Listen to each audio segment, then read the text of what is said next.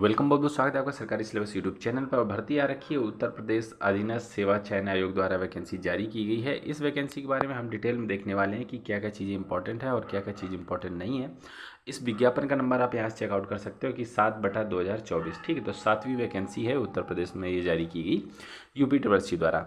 अब इसकी कुछ महत्वपूर्ण तिथियाँ देख लेते हैं। महत्वपूर्ण तिथियाँ ये हैं कि आपके जो फॉर्म वगैरह हैं वो विज्ञापन आज ही जस्ट जारी हुआ है 4 तारीख को। ठीक है, फॉर्म आपके 1 तारीख से चालू हो जाएंगे और 31 तारीख तक चलेंगे। ठीक है, 31 अप्रैल तक चलेंगे। ठीक है, तो 1 अप्रैल से फॉर्म चालू होंगे और 31 अप्रैल तक चलेंगे। तो आपके पास में 1 महीने का बहुत टाइम है और अभी भी फॉर्म भरने में टाइम बाकी है। ठीक है, मैं आगे बताऊंगा कि आप जो है ना कहाँ पर जाकर वेबसाइट पर जाकर अपना फॉर्म भर सकते हैं। लेकिन इसकी एक थोड़ी सी कहानी है, मैं आपको थोड़ा सा वो बता देता हूँ कि ये भर्ती आई थी 2013 में। कब आई थी? 2013 में। ठीक है, इसको हटा देते हैं, ये ब्लॉक में उतना मज़ा नहीं आएगा, तो शुरुआत से देखते हैं। तो 2013 में ये भर्ती आई थी। ठीक है, इस भर्ती में क्या था कि कैटेगरी वाइज पदों की संख्या में कुछ गड़बड़ी पाई गई, तो ये मामला गया था सुप्रीम कोर्ट तक। ठीक है, सुप्रीम कोर्ट ने अभ्यर्थियों के पक्ष में थोड़ा बहुत फैसला दिया, थोड़ा आयोग के फैसला दिया। आयोग के पक्ष में मतलब उत्तर प्रदेश की जो ये उत्तर प्रदेश अधीनस्थ सेवा चयन आयोग, इसके फैसला में गया।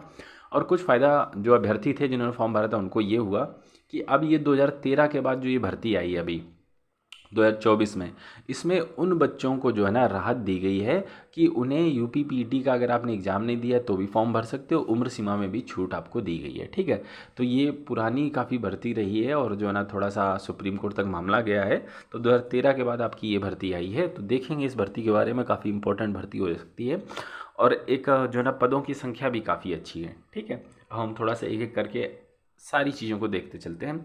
तो सबसे ज़रूरी बात, टोटल वैकेंसी है 3446। ठीक है, 3446। और ये जो है ना भर्ती किस में होगी? कृषि विभाग उत्तर प्रदेश में। ठीक है, तो ये आप ध्यान रखिएगा। और पद का नाम है प्राविधिक सहायक ग्रुप C। प्राविधिक सहायक मतलब टेक्निकल असिस्टेंट ग्रुप C की आपकी ये भर्ती होने वाली है कृषि विभाग में। ठीक है, आजकल आप देख रहे होंगे कि कृषि विभाग में भर्तियां काफ़ी निकल रही। तो हाँ, बात तो सही है, कृषि विभाग में धड़ाधड़ चल रही। कहीं राजस्थान में, कहीं UP में, कहीं जो ना स्टेट की या सेंट्रल में कहीं ना कहीं भर्तियाँ जो ना एग्रीकल्चर वालों की चल रही हैं। देखेंगे इसके बारे में। और आगे देखने की श्रृंखला में कि आपके पास में PET का स्कोर कार्ड होना चाहिए, 2023 की PET। लेकिन उन बच्चों को राहत दी गई है जिन्होंने 2013 में अप्लाई किया था, उन बच्चों की लिस्ट आयोग ने अलग से जारी की गई है। ठीक है, अब ये देखो 2000 विशेष अनुदेश इसमें लगाया गया है। विशेष अनुदेश क्या?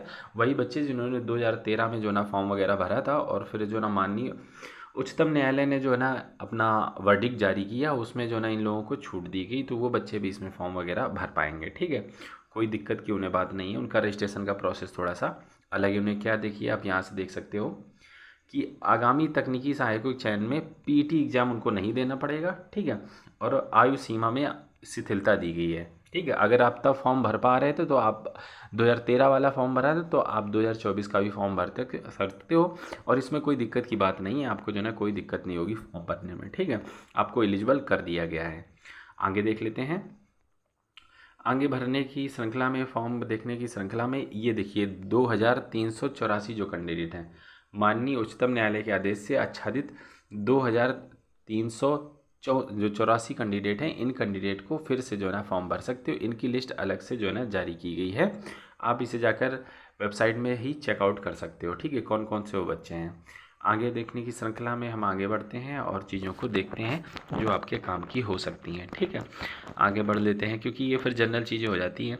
आपका जो है फॉर्म भरने का क्या रहेगा कि आपकी एक मुख्य परीक्षा होगी। ठीक है, और मुख्य परीक्षा के आधार पर ही आपका चयन होगा और इंटरव्यू वगैरह कहीं कुछ का कोई प्रावधान है नहीं। तो बस आप रिटन एग्जाम में अच्छा कर दोगे तो बस आपका सिलेक्शन हो जाएगा। ठीक है, और जो बच्चे डायरेक्ट आ रहे हैं 2300, उन्हें बोला जा रहा है कि लेटरल एंट्री के नाम से, लेटरल एंट्री के नाम से आप जो है ना फॉर्म इसमें भर सकते हो। जो 2013 के आच्छादित बच्चे थे 2384, उनके लिए। मुख्य परीक्षा की हम बात कर लेते हैं। आपको आवेदन आपको करना है upSSC.government.in पर जाकर। ठीक है, आवेदन आपको कर देना, कुछ खास इसमें नहीं रहेगा आवेदन भरने की श्रृंखला में। और देख लेते हैं थोड़ा सा, सारी चीज़ों को बड़े ही अच्छे ढंग से हम देखते हुए चलते हैं ताकि कोई चीज़ जो है ना कुछ रह ना जाए और फिर बाद में आपको जो है ना कोई दिक्कत का सामना ना करना पड़े। आगे बढ़ लेते हैं। ये तो सब जनरल टाइप की चीज़ें हैं। फॉर्म शुल्क आपका जो ना ऑनलाइन लगने वाला 25 रुपये।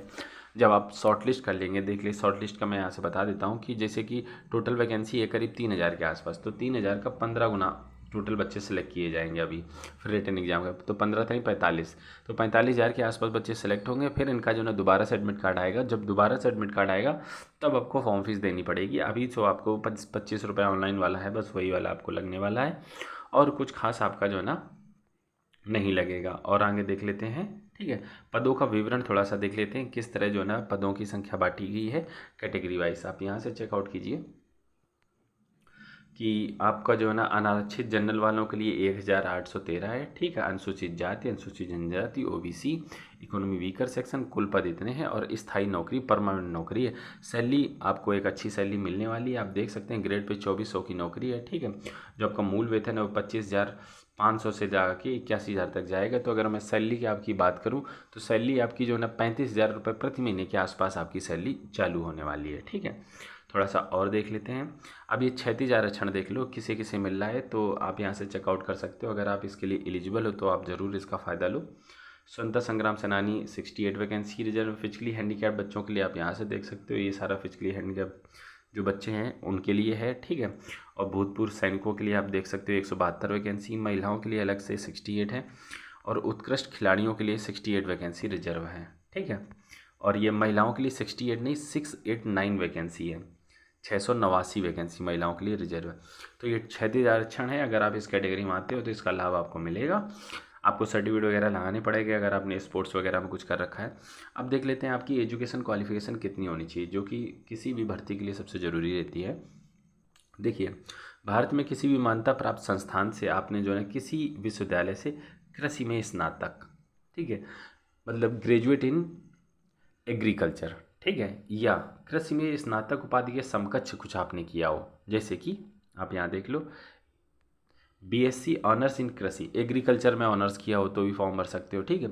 या फिर बीएससी उद्यान मतलब कि हॉर्टिकल्चर में, तो बीएससी हॉर्टिकल्चर में अगर आपने कर रखा है तो भी आप इसमें, या ऑनर्स कर रखा है हॉर्टिकल्चर में तो भी आप फॉर्म भर सकते हो, या आपने बीएससी फॉरेस्ट्री कर रखा है तो भी आप इसमें फॉर्म भर सकते हो, ठीक है। या बीएसटी फॉरेस्ट ऑनर्स में कर रखा है तो आप जो है ना ऑनर्स जो है ना बीएससी ऑनर्स फॉरेस्ट्री में कर रखा है तो भी आप फॉर्म समझ सकते हो।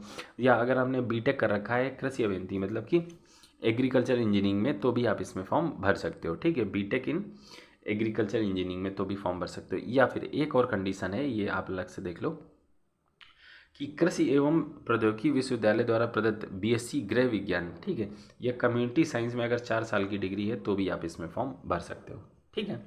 तो ये चीज़ आप जो है ना ध्यान रखिएगा, काफ़ी ज़रूरी चीज़ें हैं। तो ओवरऑल बात निकल के आई कि ग्रेजुएट होना चाहिए एग्रीकल्चर में या हॉर्टिकल्चर में या फॉरेस्ट्री में, ठीक है। या अगर हम बीटेक करके रखा है तो जो आपका कृषि अभियंत्रण है उसमें आपका मतलब कि एग्रीकल्चर इंजीनियरिंग है तो उसमें आपका बीटेक होना चाहिए। या फिर कृषि एवं प्रौद्योगिकी विश्वविद्यालय जो बीएससी गृह विज्ञान देता है या कम्युनिटी साइंस देता है, 4 साल की अगर आपने वो कर रखी डिग्री तो भी आप इसमें फॉर्म भर सकते हो, ठीक है। तो हमने ये मोटी मोटी आपकी जो ना बात देख ली। उम्र सीमा की बात करें तो 21 से 40 साल तक का कोई भी बच्चा इसमें फॉर्म भर सकता है, ठीक है। और जो 2013 के वर्डिक्ट वाले बच्चे हैं उनका एज की कोई दिक्कत नहीं है, अगर आपने 2013 में फॉर्म भरा था तो आप इसमें भी फॉर्म भर सकते हो, ठीक है। चयन का आधार की बात करूं तो आपका एक रिटन एग्जाम होगा, उसके बारे में मैं आपको बताऊंगा, ठीक है। और आगे देख लेते हैं, आगे बढ़ने की श्रृंखला में एक एक करके सारी चीज़ें जो है ना हम देख लेते हैं। ऑनलाइन फॉर्म भरने की ये बातें हो रही हैं तो ये तो हम सब कर चुके हैं, कुछ खास इसमें चीज़ें है नहीं। आगे बढ़ लेते हैं, अब देखते हैं सिलेबस और एग्ज़ाम पैटर्न आपका आने वाला है, उसके बारे में थोड़ा सा और डिस्कशन कर लेते हैं ताकि आपको जो है ना कोई दिक्कत का सामना ना करना पड़े। सिलेबस और एग्ज़ाम पैटर्न, तो देखिए आपका एक रिटन एग्ज़ाम होगा, ठीक है, एक रिटन एग्ज़ाम होगा और उसी के आधार पर आपकी फाइनल मेरिट लिस्ट बनेगी। अब इसके बारे में थोड़ा सा देख लो, 100 क्वेश्चंस आपके रहने वाले हैं, ठीक है, सारे के सारे ऑब्जेक्टिव होंगे, ठीक है। 2 घंटे का प्रश्न आपका रहेगा और गलत करोगे तो 1/4 नंबर आपका काट लिया जाएगा। ये कुछ महत्वपूर्ण मार्क और एक प्रश्न 1 अंक का होगा। ये ऑब्जेक्टिव कुछ चीज़ें हमने बता दी। अब देखते हैं कि क्या क्या चीज़ें आपसे पूछी जाने वाली हैं। तो देखते हैं, इस प्रश्न पत्र को 3 भागों में टोटल बांट रखा है। जो भाग पहला है वो सारा का सारा आपका जो ना रिलेटेड टू है डिग्री से, जो आपने डिग्री कर रखी जिसके बेसिस पे भर्ती हो रही है टेक्निकल असिस्टेंट की कृषि विभाग में, तो सब उसी से रिलेटेड है। क्रॉप साइंस से आपके 25 क्वेश्चन, बायोटेक्नोलॉजी से 10 question, soil and water conservation से 15 क्वेश्चन, एग्रीकल्चर से 15 question, agriculture economics and scheme से 5 क्वेश्चन और डेयरी एंड एनुअल हस्बेंड्री से 5 क्वेश्चन। ठीक है, ये 120 मिनट आपको जो है ना इसके लिए टाइम मिलेगा। अब देखते हैं जो पार्ट 3 है इसी पेपर का, उसमें क्या क्या है।